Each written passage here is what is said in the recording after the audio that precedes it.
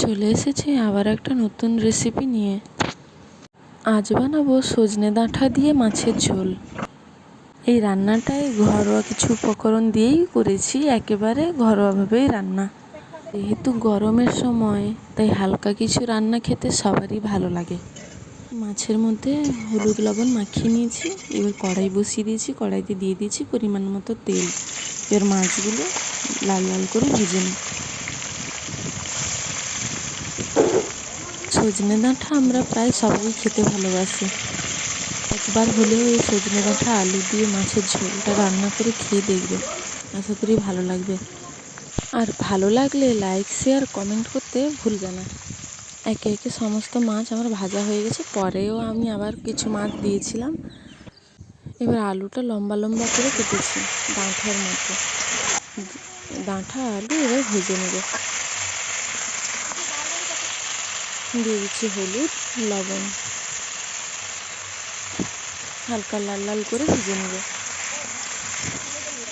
ভাজা হয়ে গেলে তুলে নিব। ডাঁটাটা প্রথমে একটু তুলে নিব, আর একটু আলুটা ভাজবো। আলু ভাজা হয়ে গেছে, এবার তুলে নিচ্ছি। কড়াইতে দিয়ে দিচ্ছি তেল, দিলাম পেঁয়াজ কুচি। পেঁয়াজটা একটু ভাজা হয়ে গেলেই বাকি মশলা পেস্টটা দিয়ে দিব। এই মশলার মধ্যে রয়েছে কয়েকটা রসুনের কোয়া, কয়েক টুকরো আদা আর একটা পেঁয়াজ একসাথে বেটে নিয়েছি। দিয়ে দিয়েছি হলুদ লবণ টমেটো। ভালো করে মশলাটা কষিয়ে নিব।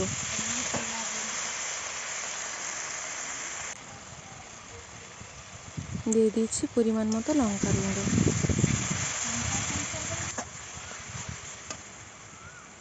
সামান্য জল দিয়ে মশলাটা ভালো করে কষিয়ে নেব।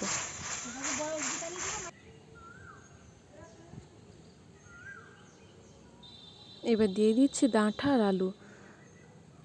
ডাঁটা আলু দিয়েও মশলার সাথে ভালো করে কষিয়ে নেব।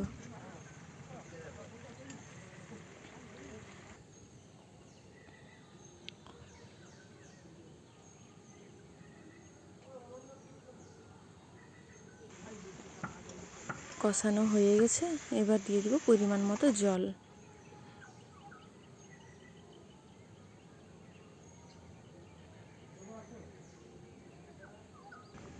ঝোলটা ফুটে এসছে, ফুটে এলেই দিয়ে দিচ্ছি মাছগুলো। মাছগুলো দেওয়ার পরে আরও কিছুক্ষণ ফুটিয়ে নিব। হয়ে গেছে ঝোল। এবার দিয়ে দিচ্ছি সামান্য পরিমাণে গরম মশলা। তরকারিটা হয়ে গেছে, আর একটু ফুটিয়ে নামিয়ে নিব।